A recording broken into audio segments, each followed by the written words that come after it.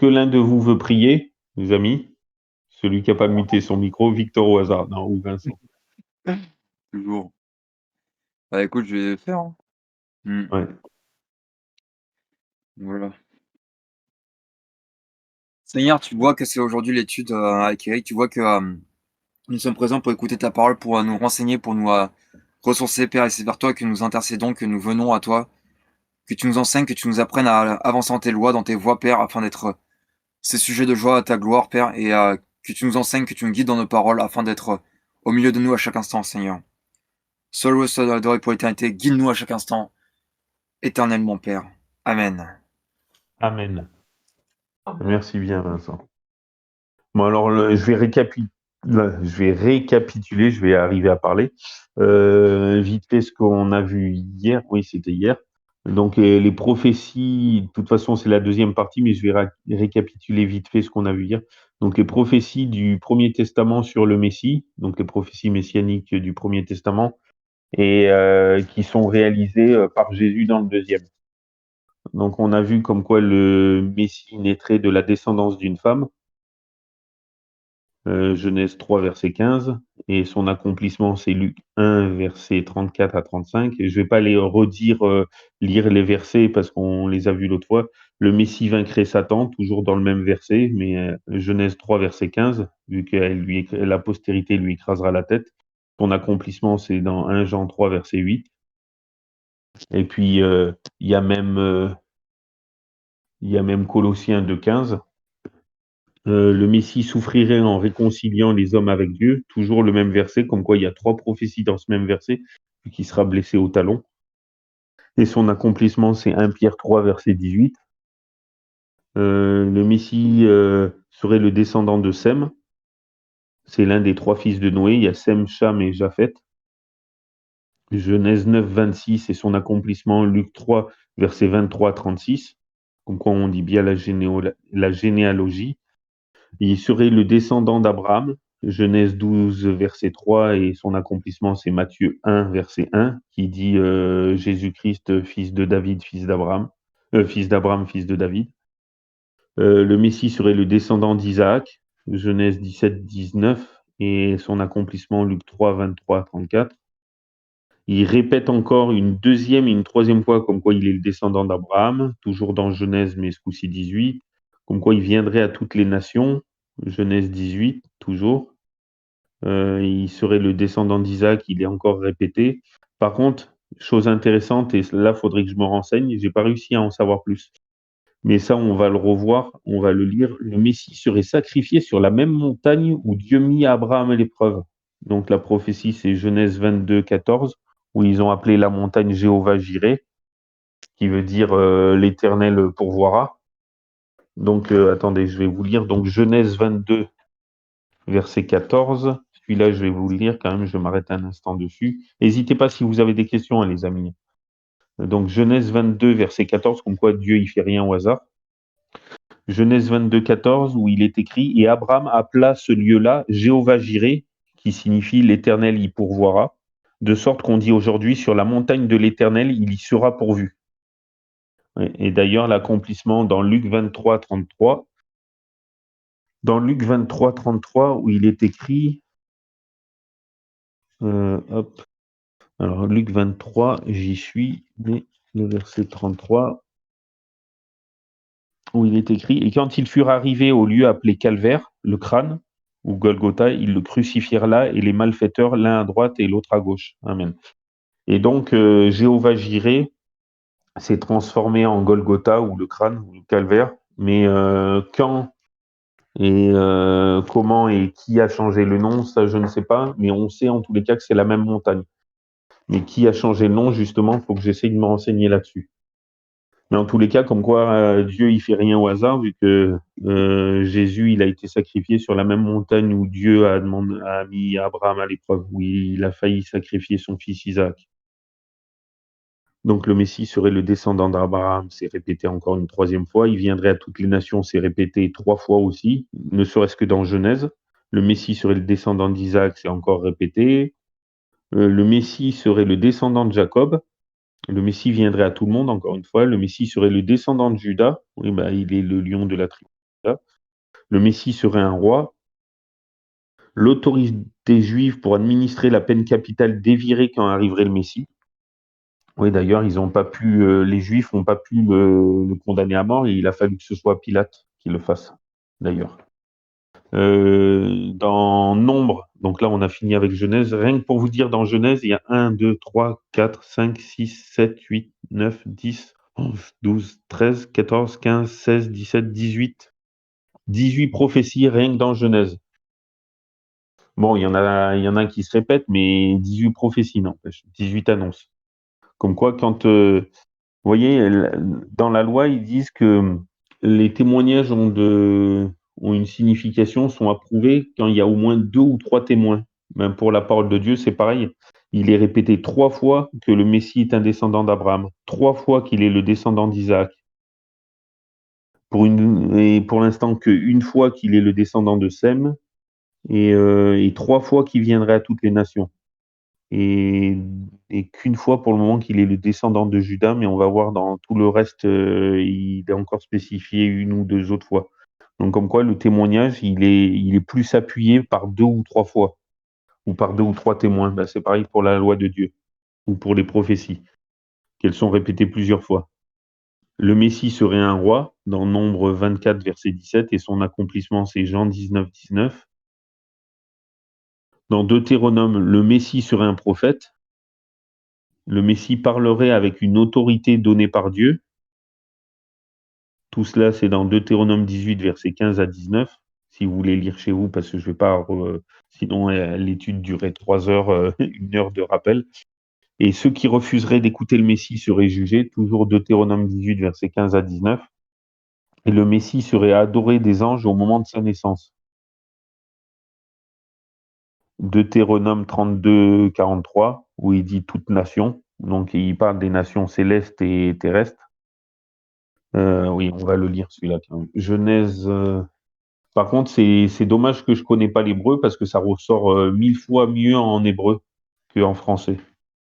Parce que dans Deutéronome 32, verset 43, il est écrit Chantez de joie, nation, entre parenthèses, toute nation, son peuple. Donc toute nation, ils veulent dire céleste et terrestre.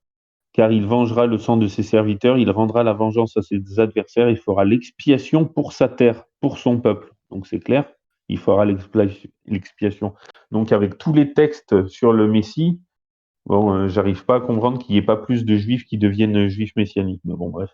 Et son accomplissement, c'est dans Luc 2, versets 13 à 14. Luc 2, versets 13 à 14, où il est écrit, alors Luc 2, 13 à 14. Et au même instant, il eut avec l'ange une multitude de l'armée céleste, louant Dieu et disant gloire à Dieu dans les lieux très hauts, paix sur la terre, bonne volonté envers les hommes. Amen. Dans Ruth 4, versets 12 à 17, le Messie serait descendant de Boaz et de Ruth. Et son accomplissement, c'est dans la généalogie de Luc 3, versets 23 à 32. Dans 1 Samuel, le Messie serait exalté par Dieu avec force et pouvoir. 1 Samuel 2, 10. Et son accomplissement, c'est Matthieu 28, 18, où il dit « Tout pouvoir m'a été donné dans le ciel et sur la terre ». Dans 2 Samuel, vous me dites si jamais l'enregistrement il marche plus, ou si vous m'entendez plus. Vous m'entendez toujours? Toujours. Ah, ok, merci. Dans 2 Samuel, donc le Messie serait descendant de David. Vous voyez, c'est rappelé 2 fois. Donc voilà, ça fait 3. Donc tu vois, vous voyez, ça marche toujours par 2.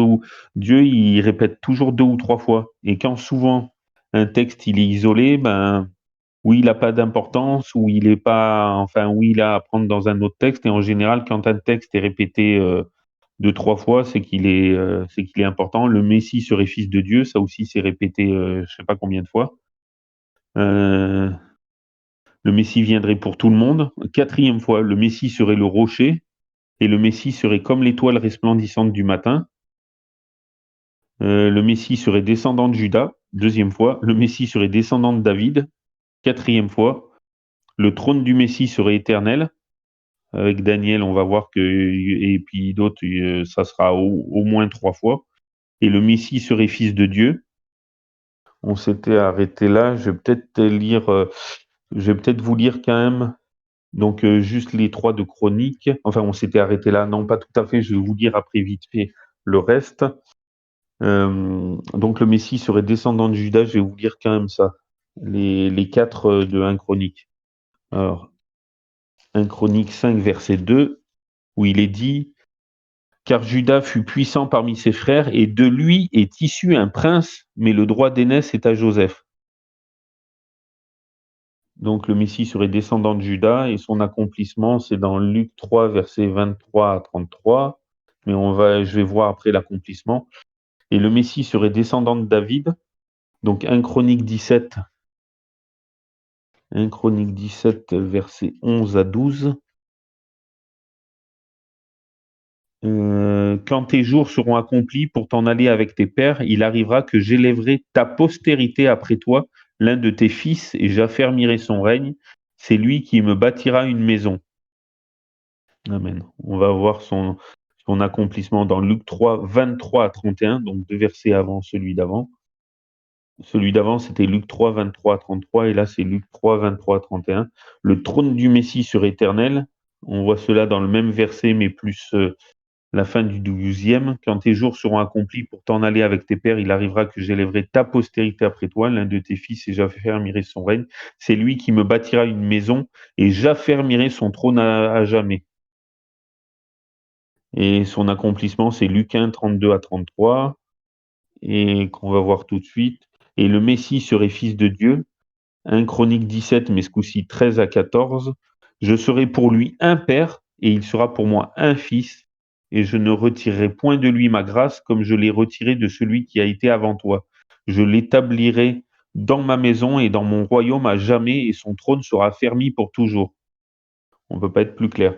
Et son accomplissement, c'est Matthieu 3, 16 à 17. Alors, Matthieu 3, 16 à 17, déjà. Donc, Matthieu 3, 16 à 17, où il est écrit: Et quand Jésus eut été baptisé, il sortit aussitôt de l'eau, et à l'instant les cieux s'ouvrirent à lui, et il vit l'Esprit de Dieu descendant comme une colombe et venant sur lui. Et voici une voix des cieux qui dit: Celui-ci est mon Fils bien-aimé en qui j'ai pris plaisir. Amen. Et l'accomplissement des autres, donc le trône du Messie serait éternel. Donc c'est Luc 1, 32 à 33, où il est écrit: Il sera grand et sera appelé fils du Très-Haut, et le Seigneur Dieu lui donnera le trône de David son père. Il régnera éternellement sur la maison de Jacob, et il n'y aura point de fin à son règne. Amen. Et le Messie serait descendant de Judas et de David. Donc leur accomplissement, c'est dans Luc 3, 23 à 31 et 33. Donc Luc 3, je vais juste vous lire. Donc je vais vous lire toute la généalogie. Ça va de 23 même à 38. Et Jésus était âgé d'environ 30 ans quand il fut baptisé. Quand il commença son ministère, et il était, comme on le croyait, fils de Joseph, d'Élie, de Mattat, de Lévi, de Melchi, de Jana, de Joseph, de, de Mattat-I, d'Amos, de Nahum, d'Élie, de Nagé, de Maat, de Mat, de Maatati aussi, de Semei, oui, il se répète beaucoup les prénoms, de Joseph, de Judas, de Johanna, de Ressa, de Zorobabel, de Salatiel, de Néri, de Melchi, d'Adi, de Kosam, d'Elmodam, de Er, de José, d'Eliezer, de Jorim, de Matat, de Lévi, de Siméon, de Judas, de Joseph, de Jonan, d'Eliakim, de Méléa, de Maïnan, de Mathatha, de Nathan, de David, de Jessé, d'Obed, de Boz, de Salmon, de Nasson, d'Aminadab, d'Aram, d'Esrom, de Pharez, de Judas, vous voyez, 33, et de David, c'était verset 31, de Jacob, verset 34, d'Isaac, d'Abraham, de Taré, de Dincor, de Sarug, de Rago, enfin je sais pas comment ça se prononce, de Phaleg, de Héber, de Salah, de Caïnan, d'Arphaxad, de Sem, de Noé, de Lamech, de Mathusalem, le plus vieux de la Bible, 969 ans, d'Enoch, de Jared, de Malalel, de Caïnan, d'Énos, de Seth, d'Adam, fils de Dieu. Donc voilà la généalogie de Jésus. Et un autre texte, si vous avez des questions, n'hésitez pas, hein, les amis. Et là, on a presque fini le récapitulatif. Et j'avais vu une autre chose, donc les prophéties toujours du Premier Testament au sujet de Jésus. Donc une des preuves les plus importantes de la véracité des paroles de Jésus, j'aurais dû commencer par ça, ce sont les nombreuses prophéties du Premier Testament qui se sont accomplies dans sa vie. Voici une liste des prophéties tirées du Premier Testament et leur accomplissement dans le Deuxième Testament. Donc je vais les reparler, mais l'autre fois on s'était arrêté euh, au 8e ou au 9e. Il y en a 14 là, petit. Mais si on devait retenir juste les principales, parce que là, ce que je vais vous dire, il y en a plus d'une centaine. Ouais, il y en a 200, mais au moins ça se répète. Donc en tout, ça fait peut-être 50 à 70. Mais si on devait en retenir, il faudrait retenir ces 14, où c'est assez costaud si on veut répondre à des théologiens juifs ou des frères juifs. Jésus-Christ est un descendant d'Abraham, pardon.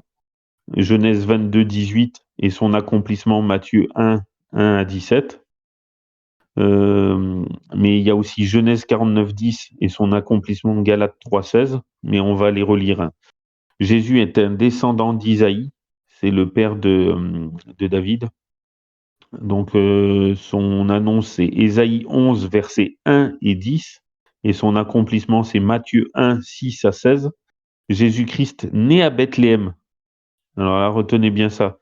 Michée 5, verset 1, et son accomplissement, Matthieu 2, verset 1. D'ailleurs, entre parenthèses, quand les mages sont allés vers le roi Hérode pour dire le roi d'Israël est né, dites-nous où on peut le trouver, je paraphrase. Et le roi Hérode, bah, il fait chercher à tous ceux de sa cour dans les livres saints où il naîtrait, puis ils ont trouvé justement cette prophétie Michée 5.9, ah ben de toi Bethléem naîtra, etc. On va voir ensemble, et justement il leur a dit ben à Bethléem, et non, oui il leur a dit, et lui il voulait, c'est pour ça qu'après il a donné l'ordre de tuer tous les enfants, et justement Jésus-Christ est appelé hors d'Égypte, donc là l'annonce, c'est dans Osée 11, verset 1, et son accomplissement, c'est dans Matthieu 2, verset 14 à 15. Le ministère, l'humilité et les miracles de Jésus. Alors, l'annonce, c'est Ésaïe 35, 4 à 6. L'accomplissement, c'est Matthieu 11, 2 à 5. Mais de toute façon, on va les revoir un par un, là. Toujours ministère, humilité et miracle de Jésus. Donc, l'annonce, Ésaïe 42, les 4 premiers versets, 1 à 4. Et son accomplissement, toujours Matthieu 11, mais ce coup-ci 28 à 30. Jésus-Christ est le sauveur du monde, Genèse 3, 15. Et son accomplissement, c'est dans Matthieu 18, 11, Luc 19, 10 et Jean 12, 47.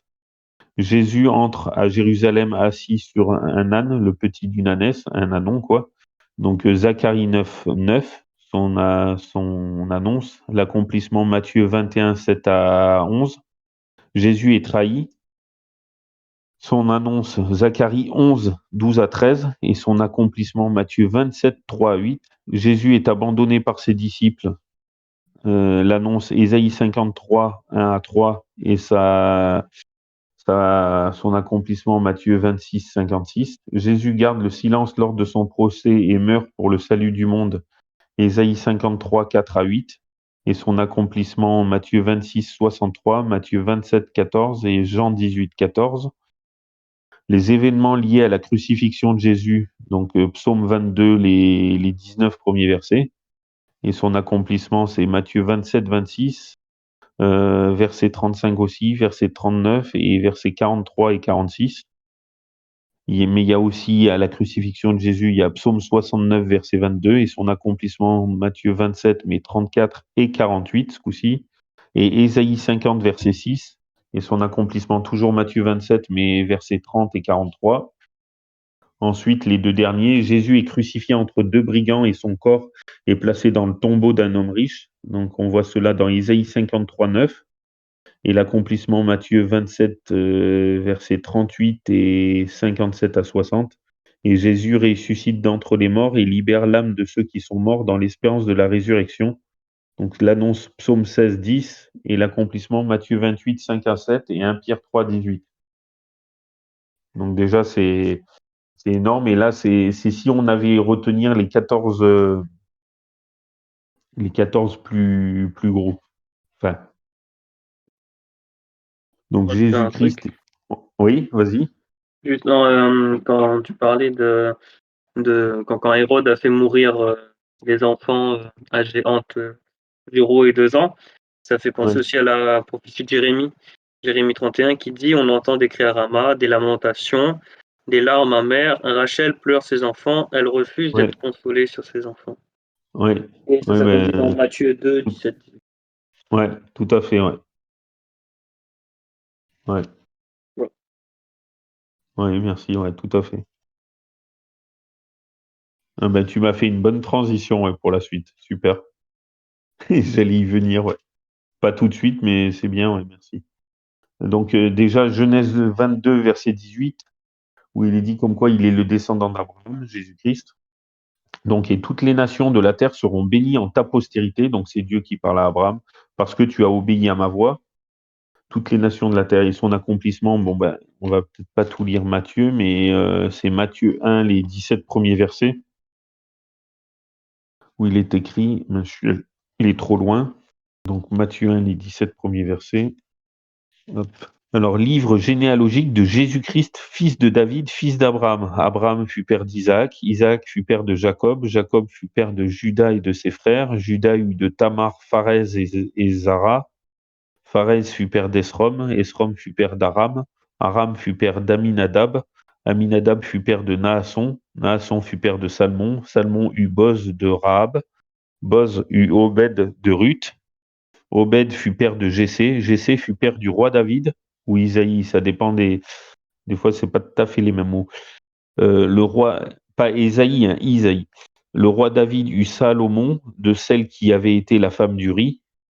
Salomon fut père de Roboam, Roboam fut père d'Abia, Abia fut père d'Asa, Asa fut père de Josaphat, Josaphat fut père de Joram, Joram fut père d'Ozias, Ozias fut père de Joatam, Joatam fut père d'Akaz, Akaz fut père d'Ézéchias, Ézéchias fut père de Manassé, Manassé fut père d'Amon, Amon fut père de Josias, Josias fut père de Jégonias et de ses frères vers le temps de la captivité de Babylone.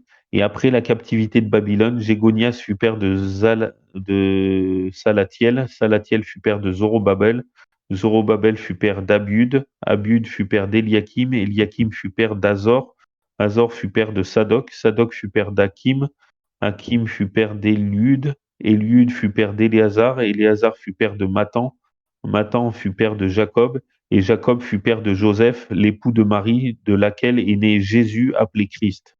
Ainsi, toutes les générations depuis Abraham jusqu'à David sont en tout 14 générations, et depuis David jusqu'à la captivité de Babylone, 14 générations, et depuis la captivité de Babylone jusqu'au Christ, 14 générations. Amen. Et c'est pas anodin. Si un jour vous devez parlementer avec un juif qui est en recherche, faut lui faire lire l'évangile de Matthieu, parce que l'évangile de Matthieu, il est ciblé pour les juifs, comme quoi Jésus, il accomplit les prophéties, parce que dans plus de 70% de l'évangile de Matthieu, il y a des accomplissements prophétiques, alors que dans les autres évangiles, c'est moins précis. Donc Matthieu, il s'adresse surtout aux juifs, comme quoi il est le Messie qui devait venir, Jésus. Marc, il s'adresse un peu à tout croyant, comme quoi Jésus est fils de Dieu et fils de l'homme. Luc, comme quoi c'est plus un historien, mais il va accomplir tous les détails. C'est surtout il va cibler ouais, tous les chrétiens, on va dire, tous les chrétiens, mais de toute nation. Et il va surtout dire, ben oui, ça va être un mélange entre Matthieu, comme quoi il est le Messie, mais qu'il est aussi, qu'il est Messie, prophète et roi. Donc il va toucher un peu tout le monde aussi. Et Jean, ça va plus dire sur la divinité de Jésus. Donc Luc, ça sera plus historique, mais historique vraiment très poussé, alors que Jean, ça sera plus théologie, mais comme quoi Jésus est Dieu. Donc suivant ce qu'on veut dire, ce qu'on veut passer comme, par exemple pour les Juifs, vaut mieux Matthieu. Pour quelqu'un qui ne croit pas en la divinité de Jésus, mais qui croient en Jésus, vaut mieux l'évangile. Après, ça dépend qui c'est qu'on veut toucher ou cibler. Descendant d'Abraham, il y a Genèse 49, verset 10. Alors, 49, verset 10, où il est écrit « Le sceptre ne s'écartera point de Juda, ni le bâton de législateur d'entre ses pieds, jusqu'à ce que vienne le Shiloh, qui signifie repos pacificateur. À lui l'obéissance des peuples, ou de tous les peuples. » Et son accomplissement, c'est Galates 3, verset 16. Donc, Galates 3, verset 16, où il est écrit « Or, les promesses ont été faites à Abraham et à sa postérité. Il n'est pas dit et à ses postérités comme s'il s'agissait de plusieurs, mais comme d'une seule, et à ta postérité qui est Christ. » Amen. Bon, alors surtout quand il est dit Jésus est un descendant d'Isaïe, donc on voit ça dans Ésaïe, à ne pas confondre. Donc Ésaïe, n'hésitez pas à m'interrompre si vous avez des questions. Donc Ésaïe, j'ai tellement de marque-pages, mais j'en avais pas assez que... Hop, voilà, ça y est. Donc Ésaïe 11, versets 1 et 10. « Mais il sortira un rejeton du tronc d'Isaïe, et un surgeon naîtra de ses racines, et l'esprit de l'Éternel reposera sur lui, l'esprit de sagesse et d'intelligence, l'esprit de conseil et de force, l'esprit de science et de crainte de l'Éternel. » Le verset 10. « En ce jour-là, le rejeton d'Isaïe sera comme un étendard dressé pour les peuples. Les nations se tourneront vers lui et sa demeure sera glorieuse. » Donc son accomplissement, c'est Matthieu 1, versets 6 à 16. Et quand il dit Jessé fut père du roi David, le roi David eut Salomon, de celle qui avait été la femme d'Uri. Et ça finit au verset 16. Pareil, Jacob fut père de Joseph, l'époux de Marie, de laquelle est né Jésus appelé Christ. Jésus-Christ né à Bethléem. Ah oui, alors ça, c'est dans Michée 5, verset 1, ou verset 2, suivant les versions bibliques. Alors, Michée 5, verset 1 ou 2, suivant les versions bibliques. Alors, où il est écrit « Mais toi, Bethléem Ephrata, qui est petite entre les milliers de Juda, de toi sortira celui qui doit être dominateur en Israël. Ses origines sont d'ancienneté dès les jours éternels. » Donc, certaines versions vont dire d'éternité en éternité. Donc, comme quoi, il est éternel. Et Dieu seul possède l'immortalité. La différence entre, mortel, ça a un début et une fin. Immortel, ça a un début, mais ça n'a pas de fin. Comme quoi, quand on sera sauvé, on sera immortel. On aura eu un début, mais on n'aura plus de fin. Mais l'éternité éternelle, c'est ni début ni fin. Il n'y a que Dieu qui est éternel, qui n'a pas de début. Donc là, ça prouve bien et le Messie, mais aussi que le Messie, il est Dieu, vu que il est bien clair. Ses origines sont d'ancienneté ou d'éternité, suivant les versions, dès les jours éternels. Donc ça veut bien dire ce que ça veut dire. Donc quand il est né d'une femme, les prophéties disent qu'il est né d'une femme, ok. Mais quand les Juifs ils refusent qu'il est Dieu, non, c'est clair. Avec ce verset et plein d'autres. Les jours éternels, il n'y a que Dieu qui est éternel. Tous les autres seront immortels, mais en attendant, il n'y a que Dieu qui est éternel, qui n'a pas de début, lui. Donc ça prouve bien la divinité de Jésus. Bon, je ferme la parenthèse. Et son accomplissement, c'est dans Matthieu 2, verset 1, où il est dit « Jésus étant né à Bethléem de Judée au temps du roi Hérode, des mages d'Orient arrivèrent à Jérusalem. » Et dire « Où est le roi des Juifs qui est né, car nous avons vu son étoile en Orient et nous sommes venus l'adorer. » Et vous voyez, juste pour lire, le roi Hérode l'ayant appris en fut troublé et tout Jérusalem avec lui, et ayant assemblé tous les principaux sacrificateurs et les scribes du peuple, il s'informa d'eux où le Christ devait naître. Et ils lui dirent, c'est à Bethléem de Judée, car il a été écrit ainsi par le prophète, et toi, Bethléem, terre de Juda, tu n'es pas la moindre entre les principales villes de Juda, car c'est de toi que sortira le conducteur qui paîtra Israël, mon peuple. Donc, vous voyez, le verset 7, alors Hérode, ayant appelé en secret les mages, s'informa d'eux exactement du temps auquel avait paru l'étoile. Et les envoyant à Bethléem, il leur dit, allez et informez-vous exactement du petit enfant, et quand vous l'aurez trouvé, faites-le moi savoir afin que j'y aille aussi et que je l'adore. Sauf que c'était pour le tuer. Et heureusement qu'ils y sont pas retournés, mais c'est pour ça qu'après, il a fait chercher et qu'il a ordonné le massacre de tous les petits garçons. Ah, salut œuf, bienvenue. Donc, Jésus-Christ né d'une jeune fille ou d'une vierge, c'est la même chose pour la Bible.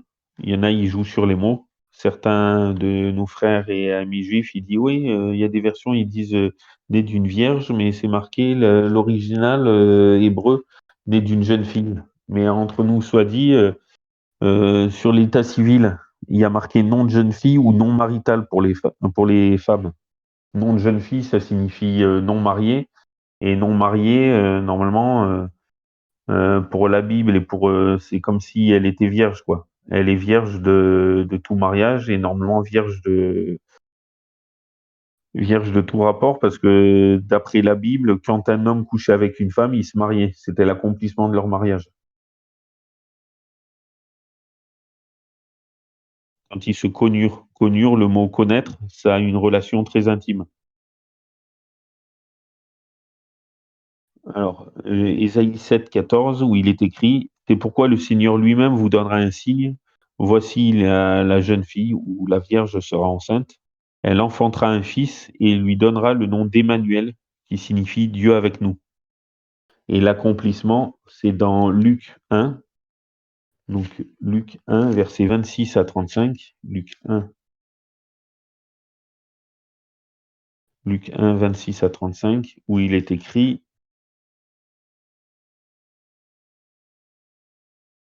or, au 6e mois, Dieu envoya l'ange Gabriel dans une ville de Galilée appelée Nazareth, à une vierge fiancée à un homme nommé Joseph, de la maison de David, et cette vierge s'appelait Marie.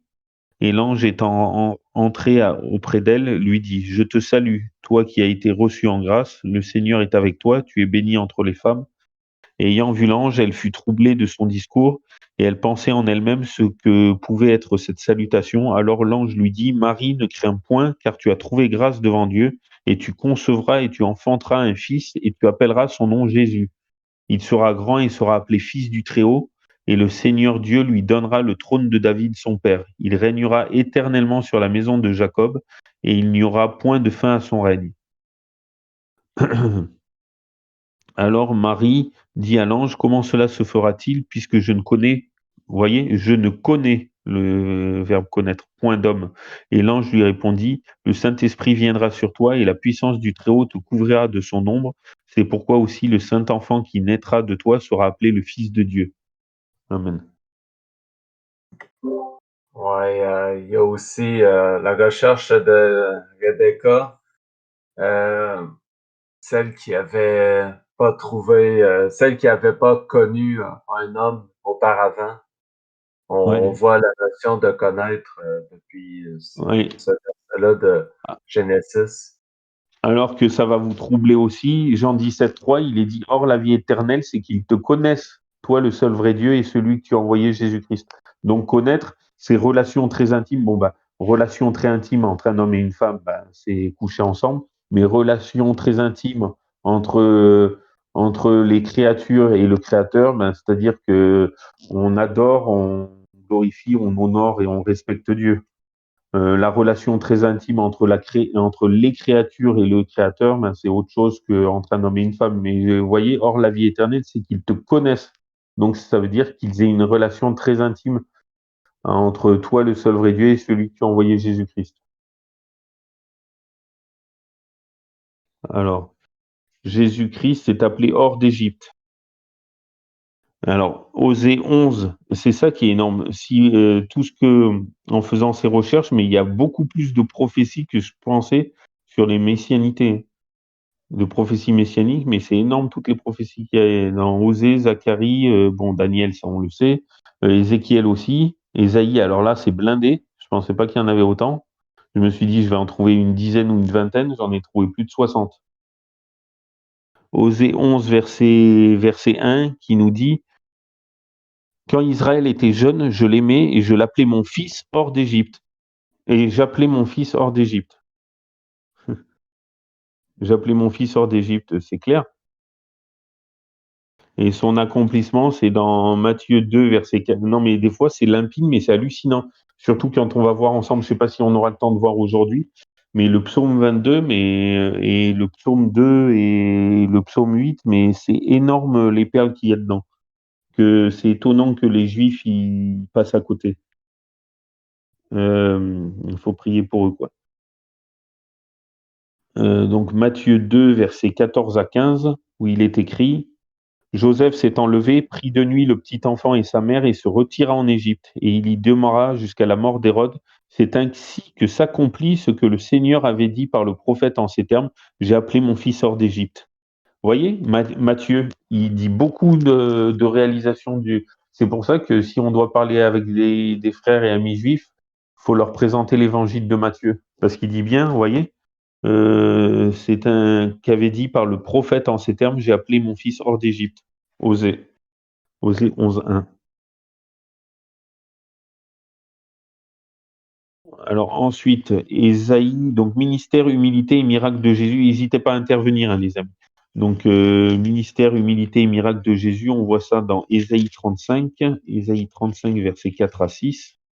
Ésaïe 35, 4 à 6, qui nous dit: Dites à ceux qui ont le cœur troublé, prenez courage et ne craignez plus. Voici votre Dieu. La vengeance viendra, la rétribution de Dieu, il viendra lui-même et vous délivrera lui-même.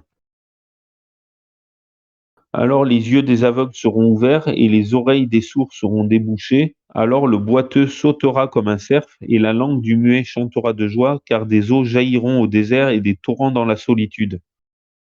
Et son accomplissement, Matthieu 11, donc Matthieu 11, versets 2 à 5, donc Matthieu 11, 2 à 5, qui nous dit: Or Jean,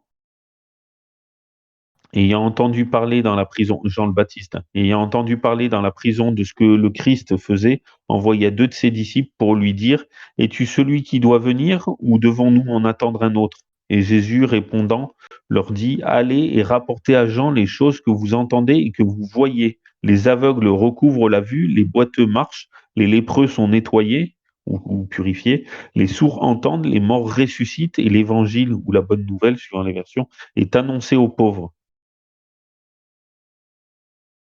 Amen. Donc, bon ben, ça dit clairement que, comme il disait, qu'il ouvrait les yeux des aveugles, les oreilles aussi, sont débouchées, etc., le boiteux, etc. Donc ça accomplit bien. Et il y a aussi Ésaïe 42, pardon, les 4 premiers versets, où il est écrit: Voici mon serviteur, le serviteur de l'Éternel, celui que je soutiendrai, mon élu, en qui mon âme prend plaisir. J'ai mis sur lui mon esprit. Il manifestera la justice aux nations. Il ne criera point, il n'élèvera point sa voix et ne la fera point entendre dans les rues. Il ne brisera pas le roseau cassé et n'éteindra pas le lumignon qui fume encore. Il manifestera la justice avec vérité. Il ne se ralentira ni ne se précipitera point jusqu'à ce qu'il ait établi la justice sur toute la terre. Et les îles espéreront en sa loi. Amen. Et son accomplissement, c'est dans Matthieu 11 toujours, mais ce coup-ci 28 à 30, où il est écrit: Venez à moi, vous tous qui êtes fatigués et chargés, et je vous soulagerai, ou je vous donnerai du repos. Chargez-vous de mon joug et apprenez de moi, parce que je suis doux et humble de cœur, et vous trouverez le repos de vos âmes, car mon joug est aisé et mon fardeau léger. Amen. Jésus est le sauveur du monde. Bon ben là, on va voir ensemble. Alors, Genèse 3, verset 15, que pour la plupart, on connaît par cœur. Alors, Genèse 3, verset 15, où il est écrit: Et je mettrai inimitié entre toi et la femme, entre ta postérité et sa postérité, celle-ci t'écrasera la tête, et toi tu la blesseras au talon. Donc vous remarquez surtout la fin du verset: écraser la tête, ben, ça veut dire détruire complètement, tuer complètement, et blesser le talon, ben, c'est une blessure superficielle. C'est pour ça que bon ben, Jésus est mort, c'est l'accomplissement de cette prophétie. Il est mort, ok, donc, mais comme il est ressuscité, c'est pour ça qu'il, en gros, spirituellement, il est blessé qu'au talon, vu que ça l'a retenu que 3 jours dans la tombe. Alors que Satan, lui, il sera écrasé la tête, c'est définitif, quoi. Il reviendra pas à la vie. Alors, et son accomplissement, Matthieu 18, verset 11. où il est écrit « Car le Fils de l'homme est venu pour sauver ceux qui étaient perdus ». Amen. Et Luc 19, c'est un peu la même chose. Luc 19, verset 10, il est écrit « Car le Fils de l'homme est venu chercher et sauver ceux qui étaient perdus ». Amen. Et Jean 12, 47, où il est écrit, Jean 12, 47, « Et si quelqu'un entend mes paroles et ne me croit pas, je ne le juge point, car je ne suis pas venu pour juger le monde, mais pour sauver le monde. » Amen.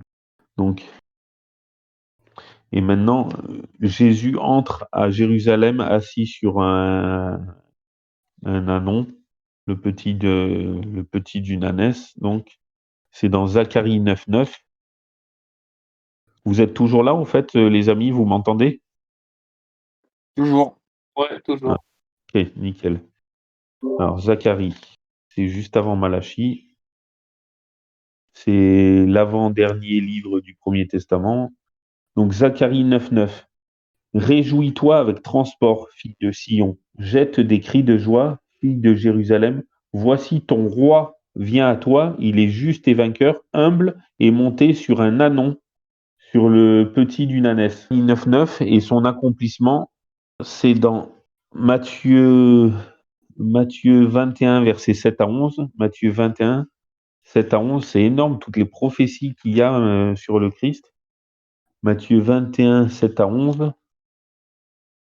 Et ils amenèrent l'ânesse et l'ânon, et ayant mis leurs vêtements dessus, ils l'y firent asseoir. Jésus, alors des gens en grand nombre étendaient leurs vêtements par le chemin, et d'autres coupaient des branches d'arbres et les étendaient sur la route. Et la multitude qui allait devant et celle qui suivait criaient en disant « Hosanna au fils de David, béni soit celui qui vient au nom du Seigneur, Hosanna dans les lieux très hauts. » Et jusqu'au verset 11. « Et quand il fut entré à Jérusalem, toute la ville fut émue, et on disait, qui est celui-ci? Et le peuple disait, c'est Jésus, le prophète de Nazareth de Galilée. » Amen. Donc c'est énorme, il accomplit, oui, et ah oui, ce que j'avais oublié de vous dire, ce que j'avais dit dans la partie 1, il y a un mathématicien qui s'est amusé, entre guillemets, à calculer sur 50 prophéties messianiques. Oui, parce qu'on dit 50, parce que les 50 sont rappelés au moins 2-3 fois, si c'est pas 4 ou 5. Sur les plus de 250 sur Jésus, réellement, il y en a peut-être que 70. Ben lui, il a calculé sur 50. Je sais pas pourquoi il n'a pas calculé sur la totalité. Parce que pour lui, c'était peut-être des rappels, même les 20 autres. Enfin bref. Et il a dit qu'il y avait une chance pour qu'elles soient toutes réalisées, une chance sur des milliards de milliards à la puissance 10 ou 20. Enfin, c'était un 1 avec 20, avec 50 zéros derrière. Donc, c'est-à-dire quasiment nul. C'est-à-dire, sachant que milliard, c'est 9 zéros. Donc, 9 zéros pour aller à 50 zéros, ben, ça fait milliards, 2 milliards, 2 milliards, 2 milliards, 2 milliards, fois 10. Non, fois 5. Enfin, je sais plus. Oui, fois 5. 6, quoi. Donc, c'est quasiment nul, quoi. Je sais pas sur quoi il se base, je sais pas comment il a fait le calcul. Je suis pas mathématicien. Je sais pas si lui, il était athée. J'aurais bien aimé savoir. En tous les cas, s'il est athée, je pense pas qu'il le soit resté, s'il était athée. Déjà, il y en a plein qui essayent de s'efforcer à prouver la non-existence de Christ. Et ils se cassent les dents, et de athées qu'ils étaient, ils deviennent croyants, souvent. Donc, Jésus est trahi. Donc, maintenant, Jésus est trahi. Donc, dans Zacharie 11, toujours dans Zacharie, mais ce coup-ci 11. J'ai perdu. Ah, c'est. Donc, Zacharie 11, versets 12 à 13. Et je leur dis, si vous le trouvez bon, donnez-moi mon salaire. Écoutez bien la suite. Alors là, vous allez halluciner. Sinon, ne le donnez pas. Et ils pesèrent pour mon salaire 30 pièces d'argent. Et l'Éternel me dit, jette-le au potier, ce prix magnifique auquel j'ai été estimé par eux. Et je pris les 30 pièces d'argent et les jetai dans la maison de l'Éternel pour le potier. Mais vous imaginez toutes les... Quand je vous dis, il y a certains frères, quand je leur disais, mais le Premier Testament, c'est l'annonce du Messie, et le deuxième, c'est la réalisation, puis on me dit, mais non, c'est bourré de prophéties sur le Messie, plus que ce qu'on pense. Et en plus, je vais y venir là-dessus. Donc vous avez vu, je leur dis, si vous le trouvez bon, donnez-moi mon salaire, sinon ne le donnez pas. Ils pesèrent pour mon salaire 30 pièces d'argent. C'est le prix auquel où il a été vendu, Jésus. Et en plus, je l'ai jeté dans la maison de l'Éternel pour le potier. Donc on va voir son accomplissement et vous allez halluciner quand je vais vous dire un truc. Donc déjà Matthieu 27, 3, 8, son accomplissement. Matthieu 27, 3, 8, où il est écrit, ouais, je vais vous lire à partir du verset 1 quand même. Là. Donc, dès que le matin fut venu, tous les principaux sacrificateurs et les anciens du peuple tinrent conseil contre Jésus pour le faire mourir, et l'ayant lié, ils l'emmenèrent et le livrèrent à Ponce Pilate, le gouverneur. Et là, le verset 3, qui commence l'accomplissement de Zacharie 11, 12 à 13, donc 3 à 8, où il est écrit « Alors Judas, qui l'avait trahi, voyant qu'il était condamné, se repentit et reporta les 30 pièces d'argent aux principaux sacrificateurs et aux anciens en disant « J'ai péché, j'ai trahi le sang innocent. » Mais ils dirent « Que nous importe, tu y aviseras. » Alors, après avoir jeté les pièces d'argent dans le temple, il se retira et s'en étant allé, il s'étrangla. Et les principaux sacrificateurs, ayant pris les pièces d'argent, dirent « Il n'est pas permis de les mettre dans le trésor sacré, car c'est le prix du sang. » Et ayant délibéré, ils en achetèrent le champ d'un potier pour la sépulture des étrangers. C'est pourquoi ce champ-là a été appelé jusqu'à aujourd'hui le champ du sang. Amen. Vous voyez? Et il disait dans la maison de l'Éternel pour le potier. Et pour bien... Alors là, vous allez halluciner de ce que je vais vous dire. Un frère, il m'a fait la remarque et j'ai vérifié. Vous savez salut Benjamin, bienvenue. Vous savez, je vous le donne en mille, pour racheter un esclave, vous savez combien il fallait de pièces d'argent pour acheter un esclave? Ouais, ça j'ai vu, la référence, 30 pièces d'argent. Oui, non mais attends, c'est pas le tout, vous allez halluciner. Il fallait 60 pour racheter un esclave homme. Pour acheter une esclave femme, il fallait 30 pièces d'argent. Mmh. Et nous sommes l'Église de Christ, l'Église, la femme du Christ. Donc 30 pièces d'argent, il s'est vendu au prix d'une femme, c'est-à-dire au prix de son Église. Donc c'est énorme. Elle a été biaisée vu que et en fait il a été racheté au prix d'une femme quoi. Pourquoi? Parce qu'il rachetait son Église et son Église c'est tous ceux qui croiront en lui, autant juifs messianiques que chrétiens, que musulmans s'ils viennent à lui, que bouddhistes s'ils viennent à lui. Enfin tous ceux qui croiront en lui, qui ont cru, qui croient actuellement et qui croiront en lui sont son Église, sa femme entre guillemets. Oui, pas comme une femme avec un homme. Mais donc c'est énorme, vous imaginez cette similitude? Et c'est pas fini, j'ai pas fini de vous étonner, mais quand j'ai fait ces recherches, ces études, je me suis régalé et j'ai découvert de cette chose. Et là justement, ouais, merci Robin, on se rentre dans une tradition, tu me fais une transition.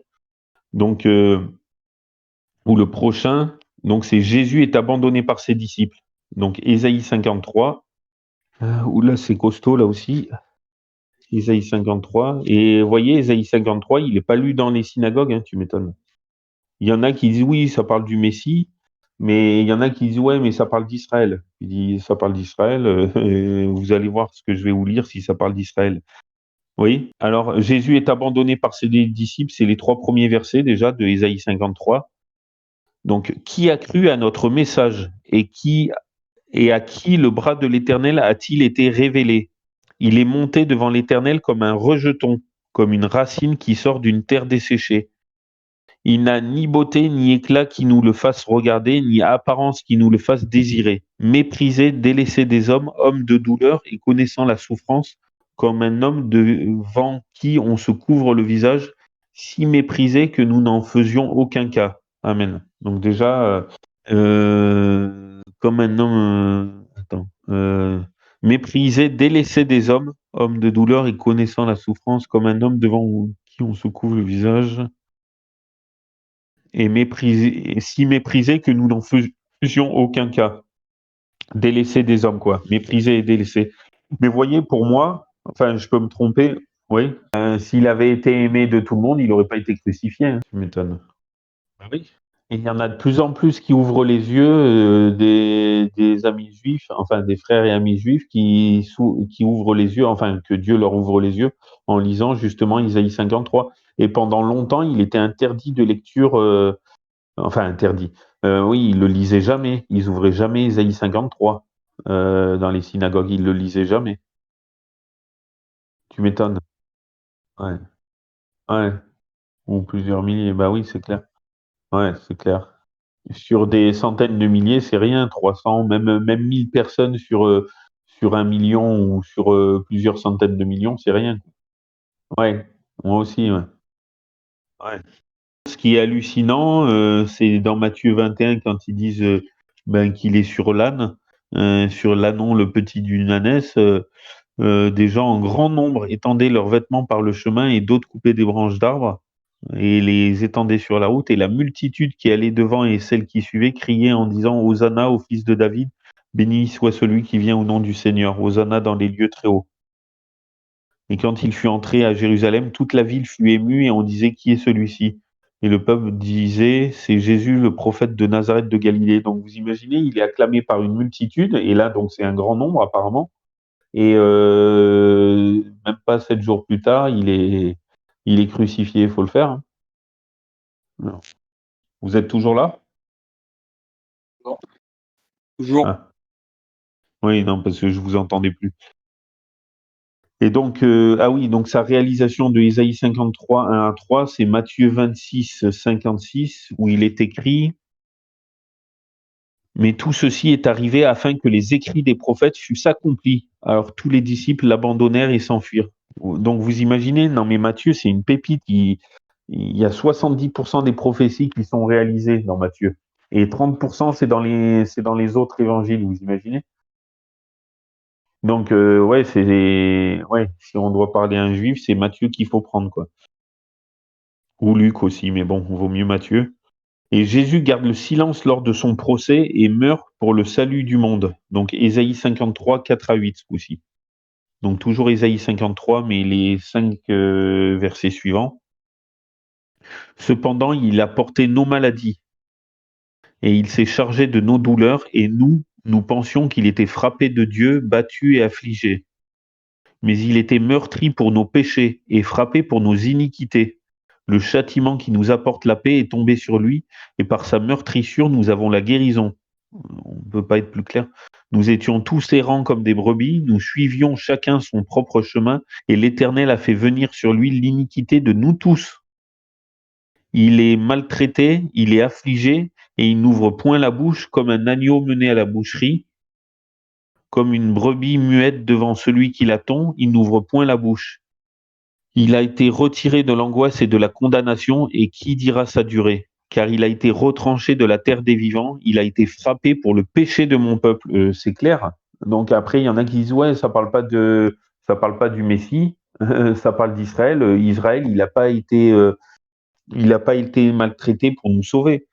Il n'a pas été frappé et affligé, il n'a pas porté nos iniquités. C'est super clair ce texte. Enfin, je ne sais pas ce que vous en pensez, mais et son accomplissement, c'est dans Matthieu 26, 63, et puis Matthieu 27 et Jean 18. On va y venir. Donc Matthieu 26, 63. Mais Jésus se tue. Alors le souverain, bon d'abord le verset 62. Alors le souverain sacrificateur se leva, il lui dit, ne réponds-tu rien? Qu'est-ce que ces gens déposent contre toi? Mais Jésus se tut. Alors le souverain sacrificateur, prenant la parole, lui dit, je t'adjure par le Dieu vivant de nous dire si tu es le Christ, le Fils de Dieu. Rien dit devant. Donc là aussi, il accomplit. Bon, la seule chose qu'il dit, c'est au verset 64. Jésus lui répondit, tu l'as dit. Plus tard, à mon avis, bon, je serai obligé de faire 2 ou 3 autres parties aussi. Mais euh, c'est tellement riche de l'accomplissement, tout ça. Et Matthieu 27, verset 14. Donc même verset 13. Alors Pilate lui dit, n'entends-tu pas combien de choses il dépose contre toi? Mais il ne lui répondit pas une parole, de sorte que le gouverneur en était fort surpris. Donc quand il dit qu'il ne parle pas, bon, vous allez me dire, il a parlé au souverain sacrificateur, mais il a parlé pas pour se défendre. Tandis que quand on dit un agneau ne dit rien, c'est-à-dire Ouais, comme un agneau à la boucherie, ben, il se tait, mais il n'a pas parlé contre pour dire non, non, arrêtez. Il accomplit bien la prophétie. Et dans Jean 18, verset 14, Jean 18, verset 14, où il est écrit aussi, alors, bon, à partir du verset 12, alors la cohorte, le tribun militaire et les sergents des Juifs prirent Jésus et le lièrent et l'emmenèrent premièrement chez Anne, parce qu'il était le beau-père de Caïphe, le souverain sacrificateur de cette année-là. Et le verset 14, donc, or Caïphe était celui qui avait donné ce conseil aux Juifs qu'il importait qu'un seul homme mourût pour le peuple.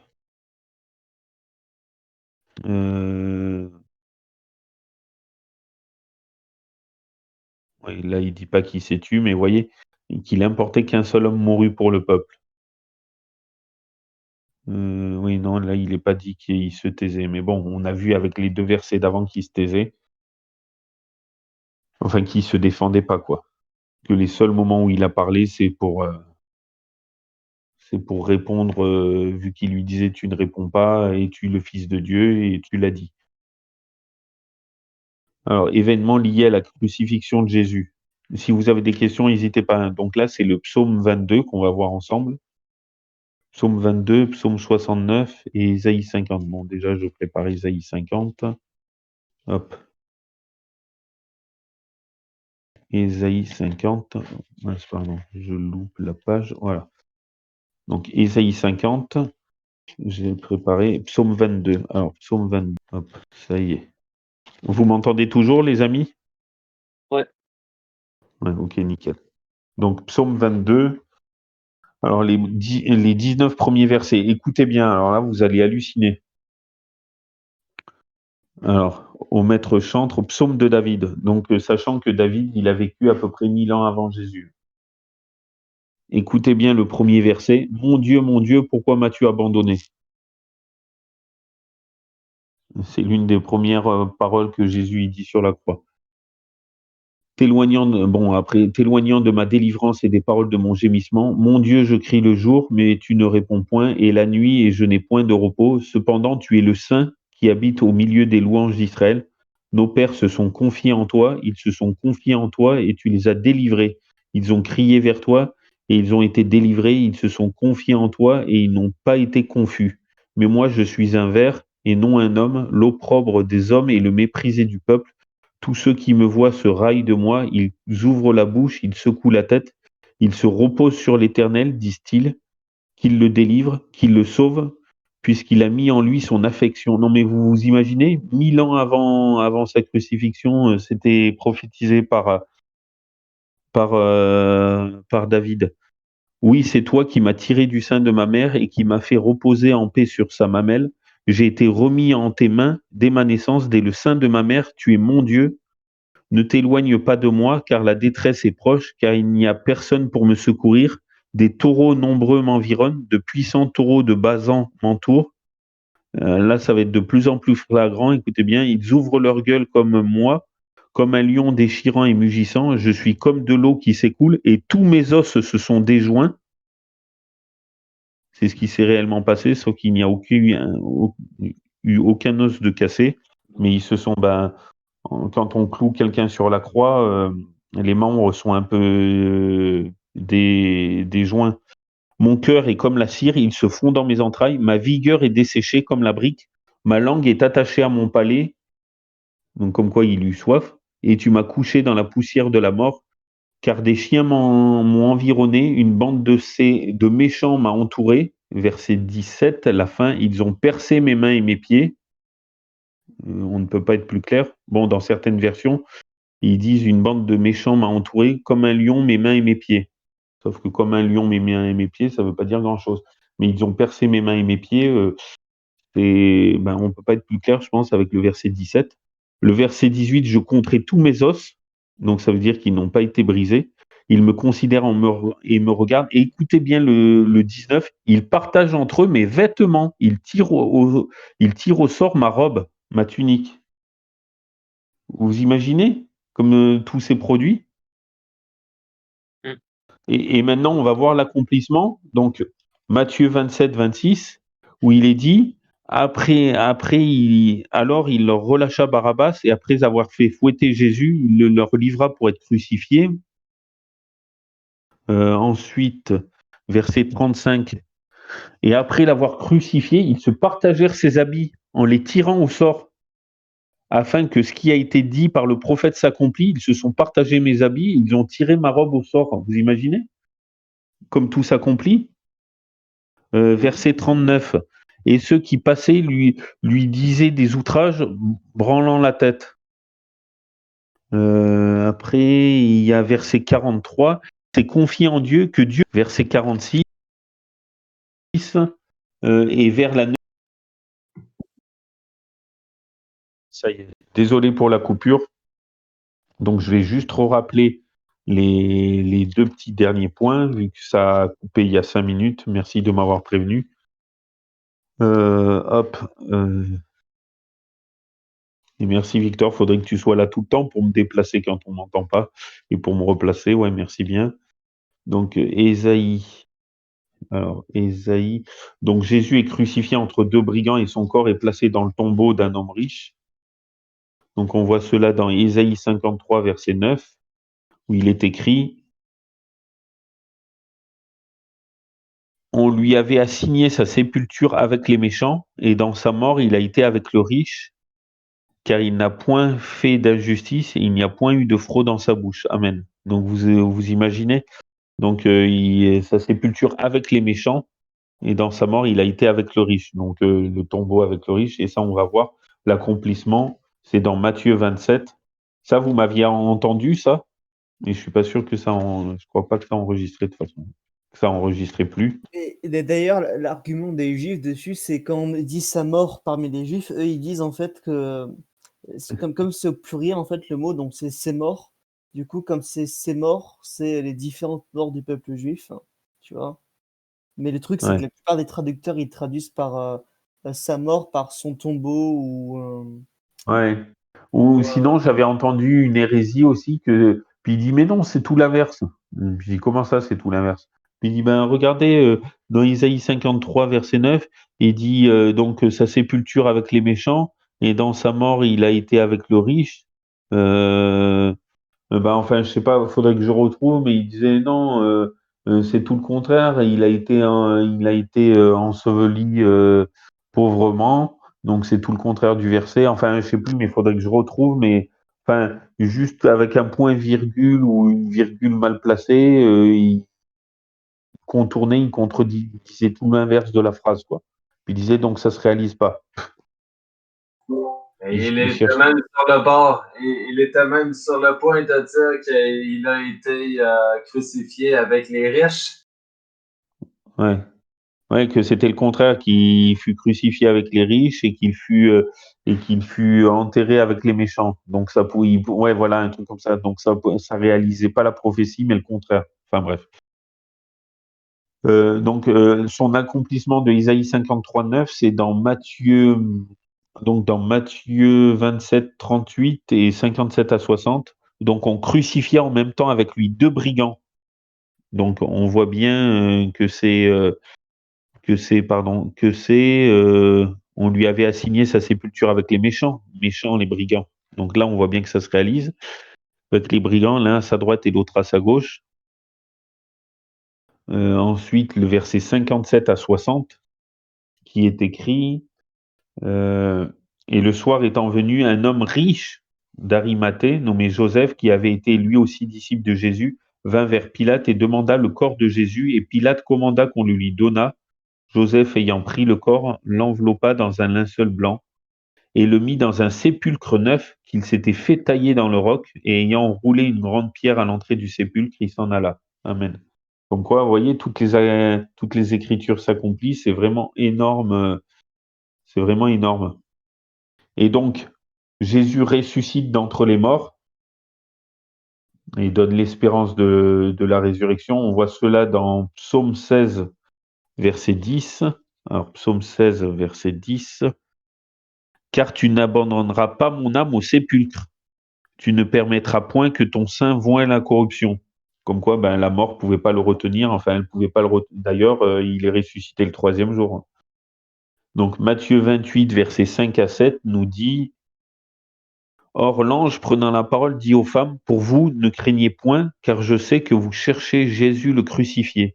Il n'est pas ici, car il est ressuscité, comme il l'avait dit, venez, voyez le lieu où le Seigneur était couché. Et partez promptement et dites à ses disciples qu'il est ressuscité des morts, et voici, il vous devance en Galilée, là vous le verrez, je vous l'ai dit. » Amen. Et 1 Pierre 3, verset 18, où il est écrit, 1 Pierre 3, 18, car Christ aussi a souffert une fois pour les péchés, lui juste pour les injustes, afin de nous amener à Dieu, ayant été mis à mort selon la chair, mais vivifié par l'Esprit. Amen. Donc on voit bien que Jésus, il accomplit tout cela. Et donc vous m'accordez donc 5 minutes de plus, les amis, 5 ou 10 maximum, juste pour voir le psaume 2 ensemble. Oui, mais j'ai Oui, j'ai un oui, si point tu as des par contre questions. qui commence Oui, à dis. fleurir, si je peux T'as quoi? J'ai pas te... compris. J'ai un point ici, par contre, qui commence à fleurir, là, si je peux si Oui, je peux oui, vas-y. t'interrompre. Oui, vas-y, Euh, dis-moi. si tous les prophéties regardant le Christ et toutes les prophéties de la Bible Oui, se sont accomplies ou s'accompliront, oui, euh, c'est ici aussi une preuve que le Dieu de la Bible est l'Éternel, c'est lui oui. le seul vrai Dieu qui Ah bah oui, existe. c'est clair, c'est Il n'y a clair. pas d'autre, il y a pas d'autres Et ça livres prouve comme qui quoi parlent Dieu de ne ment. prophétie aussi. Oui, ça Hautes. prouve que Dieu ne ment pas. Et est-ce que quelqu'un veut prendre Amos 3, versets 7 et 8, pendant que je cherche autre chose? Est-ce que quelqu'un veut prendre Amos 3, versets 7 et 8? C'est dans les petits prophètes. C'est après Daniel. Et c'est après Osée, mais c'est bien avant Malachi et Zacharie. C'est Amos. Ouais. Amos Amos, 3, versets 7 à 8, s'il te plaît. désolé, je l'ai fait en études bibliques, mais il me l'a sorti en anglais. Ah. Ou sinon, mets LSG à côté, des fois, il le mettra en français. C'est ça. Car le Seigneur, l'Éternel, ne fait rien sans avoir révélé son secret à ses serviteurs, les prophètes. Le lion rugit, qui ne sera pas effrayé? Le Seigneur, l'Éternel, parle, qui ne sera, qui ne prophétiserait? Amen. Donc, en gros, ben, comme un lion rugit, tout le monde a peur. Eh ben, l'Éternel parle, ben, plein de prophètes vont prophétiser. Et vous avez vu le verset d'avant, il ne fait rien sans avoir révélé ses secrets à ses serviteurs, les prophètes. Donc, il fait rien au hasard. Bon, déjà, ça, on le sait. Mais il avertit son peuple, toujours par les prophètes. Et quand il n'y a plus de prophètes, ben, il y a toujours la parole, sa parole, la Bible, qui est bien une lampe et une lumière sur un... Donc, psaume 119, 105, ta parole est une lampe et une lumière sur mon sentier. Mais comme je disais tout à l'heure, je crois, avant d'inviter l'enregistrement, c'est bien beau d'avoir une lampe, mais si vous vous déplacez la nuit mais que vous allumez pas la lampe vous sert à rien et vous allez tomber. Eh ben, c'est pareil avec la parole de Dieu. Qu'on ait une Bible, c'est bien, mais si on l'ouvre jamais pour vérifier ce que nos pasteurs ou prédicateurs ou même nous-mêmes ou frères et sœurs nous disent, ben, on risque de tomber dans toutes les mauvaises croyances et doctrines que l'ennemi va mettre sur la route. Il va pas nous laisser tranquilles, hein, faut pas croire. Hein. Il a entraîné Adam et Ève, nos premiers parents, il a entraîné un tiers des anges, et il sait qu'il a peu de temps, donc il va s'acharner sur nous, et si on n'étudie pas la Bible, si on vérifie pas dans sa parole, alors que sa parole, c'est notre sauvegarde. Il nous a laissé le mode d'emploi. Le mode d'emploi contre toutes les hérésies mondaines et toutes les mauvaises doctrines qui circulent dans nos églises. Parce que le diable, il s'appelle pas le malin pour rien. Le malin parce qu'il y a mal dedans et malin parce qu'il est rusé. Il est beaucoup plus intelligent et lui, il connaît mieux les Écritures que nous-mêmes. Hein. Donc c'est pour ça que j'ai appelé mon serveur saint et béréen, qu'on doit être les béréens, qu'on doit tout vérifier par nos Écritures pour pas nous laisser avoir. Et si on est sincère et qu'on demande la sagesse à Dieu, il nous la donnera, il nous fera comprendre et mettre en pratique sa parole. C'est une parenthèse, donc maintenant on va voir le psaume, mais juste le psaume 2, parce que si on voit tous les psaumes, on est encore là demain. Mais je ferai d'autres parties, déjà si ça vous intéresse, bien sûr, parce que c'est vrai que c'est... Après, il y a Isaïe, il y a au moins 3-4 pages sur Isaïe. Mais donc d'après le psaume 2, le Messie serait rejeté par les gentils. Les gentils, c'est les non-juifs. Donc on voit la prophétie dans psaume 2, verset 1, qui est écrit « Pourquoi ce tumulte parmi les nations et pourquoi les peuples projettent-ils des choses vaines ?» Et l'accomplissement se passe dans Acte 4, verset 25 à 28. Et qui a dit par la bouche de David, ton serviteur, pourquoi les nations sont-elles en rumeur et pourquoi les peuples projettent-ils des choses vaines? Les rois de la terre se sont levés et les princes se sont assemblés contre le Seigneur et contre son Christ, ou contre son oint, suivant les versions. En effet, Hérode et Ponce Pilate avec les gentils, les non-juifs, et le peuple d'Israël se sont assemblés contre ton saint fils Jésus que tu as oint pour faire toutes les choses que ta main et ton conseil avaient décidé d'avance devoir être faites. Voyez, encore un accomplissement. Et les leaders politiques et religieux conspireraient contre le Messie. Donc, psaume 2, verset 2. Les rois de la terre se sont levés et les princes se sont concertés ensemble contre l'Éternel et contre son oint. Vous imaginez, c'est un psaume de David encore, donc 1000 ans avant que ça se produise. Son accomplissement, c'est dans Matthieu 26, versets 3 à 4, où il est écrit « Alors les principaux sacrificateurs, les scribes et les anciens du peuple s'assemblèrent dans le palais du souverain sacrificateur nommé Caïphe, et ils délibérèrent ensemble de se saisir de Jésus par adresse et de le faire mourir. » Vous imaginez? Alors le Messie serait un roi, donc toujours dans le même psaume, mais au verset 6. « Et moi, dira-t-il, j'ai sacré mon roi sur Sion, ma montagne sainte. » Et l'accomplissement, on l'a dans Jean 12, versets 12 à 13, où il est écrit « Le lendemain, une grande troupe qui était venue pour la fête, apprenant que Jésus venait à Jérusalem, prit des rameaux de palmier et sortit au-devant de lui en criant « Hosanna, béni soit le roi d'Israël qui vient au nom du Seigneur. » Amen. Vous voyez que toutes les Écritures s'accomplissent. Et en plus, ce qui est fort, c'est David 1000 ans avant. Et des fois, Moïse, que c'est même pire, c'est même 1500 ans, c'est encore 500 ans avant David. Donc 1500 ans avant environ.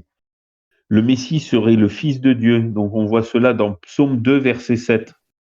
Mais le verset 7, il y a 3 accomplissements. Le début du verset 7, c'est serait le Fils de Dieu. Le milieu, le Messie déclarerait qu'il est le Fils de Dieu. Et la fin du verset 7, le Messie ressusciterait et serait couronné comme un roi. Donc on va voir les 3. Donc Psaume 2, verset 7, où il est dit « Je publierai le décret de l'Éternel. Il m'a dit, tu es mon fils. Aujourd'hui, je t'ai engendré. » Son accomplissement, c'est dans Luc 1. Donc Luc 1, versets 31 à 35. Luc 1, 31 à 35, où il est écrit « Et tu concevras et tu enfanteras un fils, et tu appelleras son nom Jésus. Il sera grand et sera appelé Fils du Très-Haut, et le Seigneur Dieu lui donnera le trône de David son père. Il régnera éternellement sur la maison de Jacob, et il n'y aura point de fin à son règne. » Alors Marie dit à l'ange, « Comment cela se fera-t-il, puisque je ne connais point d'homme ?» Et l'ange lui répondit, « Le Saint-Esprit viendra sur toi, et la puissance du Très-Haut te couvrira de son ombre. C'est pourquoi aussi le Saint-Enfant qui naîtra de toi sera appelé le Fils de Dieu. » Qu'il est le Fils de Dieu, on voit cela dans Jean 9, 35 à 37, son accomplissement, Jean 9, 35 à 37, où il est écrit « Jésus apprit qu'il l'avait chassé, et l'ayant rencontré, il lui dit « Crois-tu au Fils de Dieu ?» Il répondit « Qui est-il, Seigneur, afin que je croie en lui ?» Et Jésus lui dit « Tu l'as vu, et c'est lui-même qui te parle. » Donc là, c'est quand il avait guéri l'aveugle-né un jour de sabbat et qu'il est examiné par les pharisiens, l'aveugle qui a recouvert la vue, chassé par eux et accueilli par Jésus. Et il confesse sa foi au Fils de Dieu, en gros, si on avait à résumer. Alors, Et le Messie ressusciterait, serait couronné comme un roi. Donc l'accomplissement, c'est dans Acte 13. Donc Acte 13, verset 30. Donc Acte 13, verset 30 à 33, où il est écrit « Mais Dieu l'a ressuscité des morts.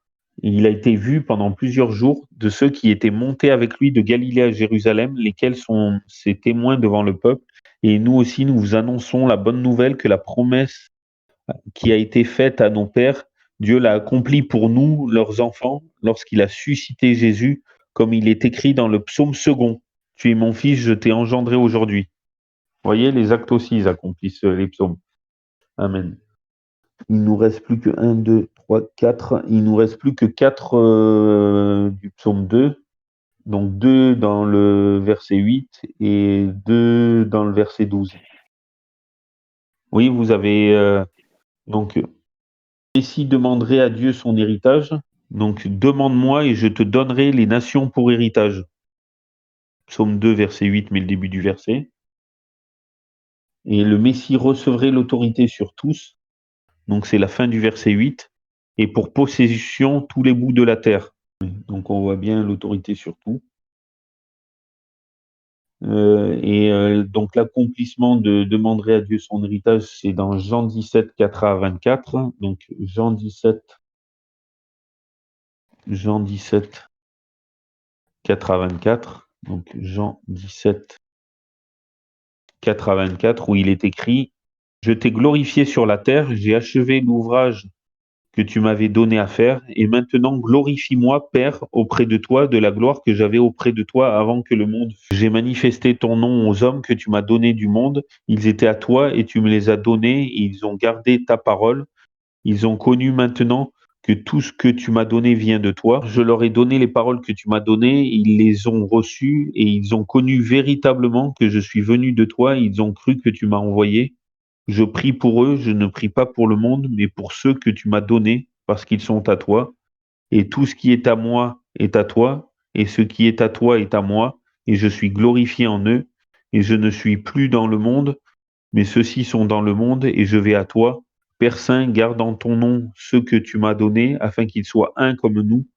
Pendant que j'étais avec eux dans le monde, je les gardais en ton nom, j'ai gardé ceux que tu m'as donnés, et aucun d'eux ne s'est perdu, sinon le fils de perdition, afin que l'écriture fût accomplie. Là aussi, un autre accomplissement. Et maintenant, je vais à toi, et je dis ces choses dans le monde, afin qu'ils aient ma joie accomplie en eux. Je leur ai donné ta parole, et le monde les a haïs, parce qu'ils ne sont pas du monde, comme je ne suis pas du monde. Je ne te prie pas de les ôter du monde, mais de les préserver du malin. Ils ne sont pas du monde comme je ne suis pas du monde. Sanctifie-les par ta vérité, ta parole est la vérité. Comme tu m'as envoyé dans le monde, je les ai aussi envoyés dans le monde. Et je me sanctifie moi-même pour eux, afin qu'eux aussi soient sanctifiés par la vérité. Alors là, c'est énorme le verset 20. Or, je ne prie pas seulement pour eux, mais aussi pour ceux qui croiront en moi par leur parole. Donc, pour tous ceux qui croiront en lui par la parole des prophètes, par la Bible, quoi. Donc, ça veut dire qu'il a prié pour toi, pour moi. Je ferme la parenthèse. Afin que tous soient un, comme toi, ô Père, tu es en moi et moi en toi, afin qu'ils soient aussi un en nous, pour que le monde croie que c'est toi qui m'as envoyé. Je leur ai donné la gloire que tu m'as donnée, afin qu'ils soient un, comme nous sommes un.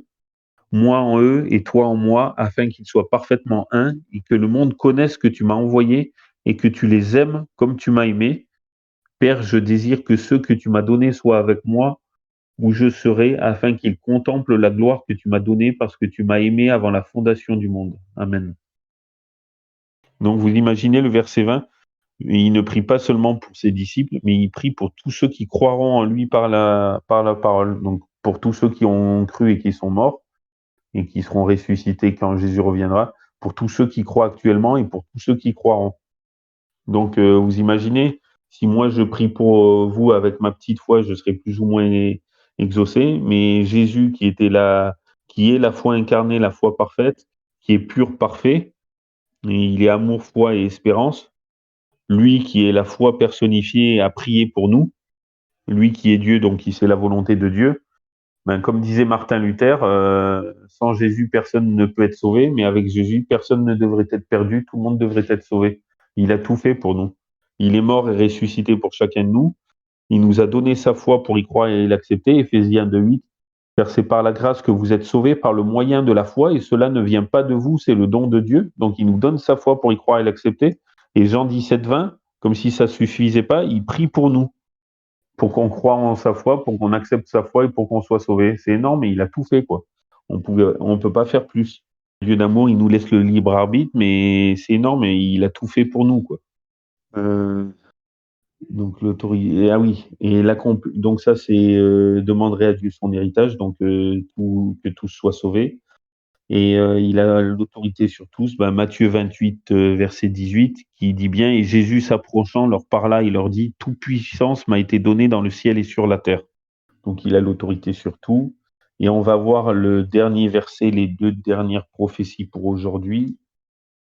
Donc, le Messie serait fils de Dieu, encore une fois rappelé comme quoi il est fils de Dieu. Alors, on voit cela dans Psaume 2, verset 12, mais le début du verset 12. Vous êtes toujours là, les amis? Au fait? Toujours. Ouais. Toujours. Ok, merci. Donc, verset 12, le début, rendez hommage au Fils de peur qu'il ne s'irrite et que vous ne périssiez dans votre voie. Donc là, le Messie serait fils de Dieu. Oui, vous voyez, au Fils, rendez hommage au Fils. Et on voit son accomplissement dans Matthieu 21. Donc dans Matthieu 21, non, pardon, dans Matthieu 17. Pourquoi je dis 21? J'avais sauté une ligne, 2 lignes, pardon. Donc Matthieu 17, verset 5. Comme il parlait encore, voici une nuée resplendissante les couvrit, et voici il vint de la nuée une voix qui dit, c'est ici mon fils bien-aimé en qui j'ai pris plaisir, écoutez-le. Amen. Oui, donc on voit bien l'accomplissement, comme quoi Dieu il répète, pas que à son baptême, mais aussi pendant la transfiguration, comme quoi il est bien le Fils. Et le Messie rejetterait ceux qui ne croient pas en lui. Donc toujours psaume 2 et verset 12, mais la fin du verset 12. Alors rendez hommage au Fils de peur qu'il ne s'irrite et que vous ne périssiez dans votre voie, quand sa colère s'enflammera tout à coup. Heureux tous ceux qui se confient en lui. Et son accomplissement, c'est dans Jean 3, 36, où il est écrit, alors Jean 3, 36, celui qui croit au Fils a la vie éternelle, mais celui qui refuse de croire au Fils ne verra point la vie, mais la colère de Dieu demeure sur lui. Amen. Le verset d'avant, c'était le Père aime le Fils et a mis toutes choses en sa main. Donc c'est énorme, les pépites, juste un aperçu pour les prochaines fois, oui, parce que je vais arrêter le bot. À part si vous avez des questions, bien sûr. Mais pour les prochaines fois, les enfants parleraient du Messie. On donnerait l'autorité au Messie surtout. Le Messie ressusciterait. Le corps du Messie ne se décomposerait pas. Le Messie serait exalté en la présence de Dieu. Le Messie viendrait pour tout le monde. Le Messie crierait à Dieu. Le Messie se sentirait abandonné par Dieu. Le Messie angoissé prierait sans cesse. Le Messie serait méprisé. On se moquerait du Messie en secouant la tête. Les moqueurs diraient au Messie, recommande ton sort à l'Éternel. L'Éternel le sauvera, il le délivrera puisqu'il l'aime. Le Messie serait conscient de la présence de son Père dès sa jeunesse. Le Messie serait appelé au service de Dieu dès le ventre de sa mère. Vous imaginez toutes ces annonces prophétiques qui sont réalisées? Le Messie serait abandonné par ses disciples. Le Messie serait entouré de mauvais esprits. Le cœur du Messie serait affligé. Le Messie serait crucifié. Le Messie aurait soif. Le Messie aurait soif peu avant de mourir. Le Messie serait entouré de gentils, c'est-à-dire de non-juifs au moment de sa crucifixion. Le Messie serait entouré de juifs au moment de sa crucifixion. Les mains et les pieds du Messie seraient percés. Aucun des os du Messie ne serait brisé. La foule regarderait le Messie pendant sa crucifixion. Les vêtements du Messie seraient partagés. Les habits du Messie seraient tirés au sort. L'expiation du Messie permettrait aux croyants d'être ses frères. Aucun des os du Messie ne serait brisé. L'offrande de la vie du Messie remplacerait tous les sacrifices. Le Messie assurerait que les Écritures le mentionnaient. Le Messie viendrait accomplir la volonté de Dieu. Le Messie ne cacherait pas sa mission à la congrégation. Celui qui livrerait le Messie serait un ami qui partagerait le pain avec lui. Vous imaginez toutes ces prophéties?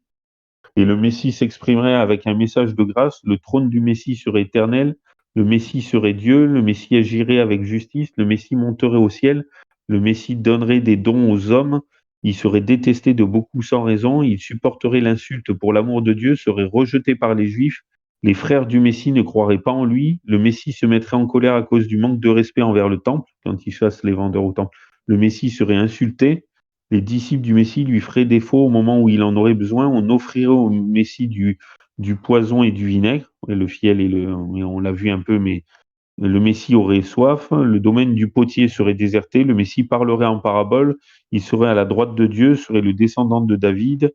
Le Messie appellerait Dieu mon Père. Le Messie serait le premier-né de Dieu, premier-né entre guillemets. Le Messie serait descendant de David répété 2 fois à la suite, il serait éternel, créateur de tout, accusé par de faux témoins, prierait pour ses ennemis, celui qui trahirait le Messie aurait une vie courte et celui qui trahirait le Messie serait remplacé. C'est énorme. La foule rejetterait le Messie en secouant la tête, c'est presque fini. Le Messie serait Seigneur, le Messie serait à la droite de Dieu, encore une fois, le Messie serait prêtre selon l'ordre de Melchisédek. Le Messie serait à la droite de Dieu, serait un rocher, entre guillemets, rejeté par les Juifs. Le Messie viendrait au don du Seigneur et le Messie serait descendant de David en 2 fois. Et ça, c'est que dans les psaumes, ce que je vous ai lu. Vous imaginez toutes les prophéties? Bon, il y en a beaucoup qui se répètent. Et dans les psaumes et dans Isaïe, il y en a autant, si c'est pas plus. Donc, quand je vous dis que le Premier Testament, quand il est dit dans Jean 5, verset 39, je vais vous le lire, ça me vient à l'esprit. Jean 5, 39. Vous sondez les Écritures parce qu'en elles vous croyez avoir la vie éternelle, et ce sont elles qui rendent témoignage de moi. Et le verset 40 qui fait mal, et vous ne voulez point venir à moi pour avoir la vie. C'est énorme, Jean 5, 39, 40. Donc oui, les Écritures parlent vraiment du Messie. Elles font que ça. Vous voyez, toutes les prophéties il y en a 50 à 70 qui sont répétées au moins 3, 4 ou 5 fois, si ce n'est plus, dans tout le Premier Testament. Et des fois avec des compléments ou des compliments de la même prophétie. Je ne sais pas si vous avez des questions, les amis. Sinon, on va peut-être pas tarder de conclure. N'hésitez pas hein, si vous avez des questions. Moi, j'en ai pas vraiment, perso. Je ne sais pas si ça a été assez clair. Ma part, si. Moi, hein? Je n'ai pas Je, compris ce que. Ma part, si. je Ah, pour ta répondais part. avec mon micro désactivé. Ah, Ouais. Je crois qu'on a été assez éclairé sur le sujet. Là.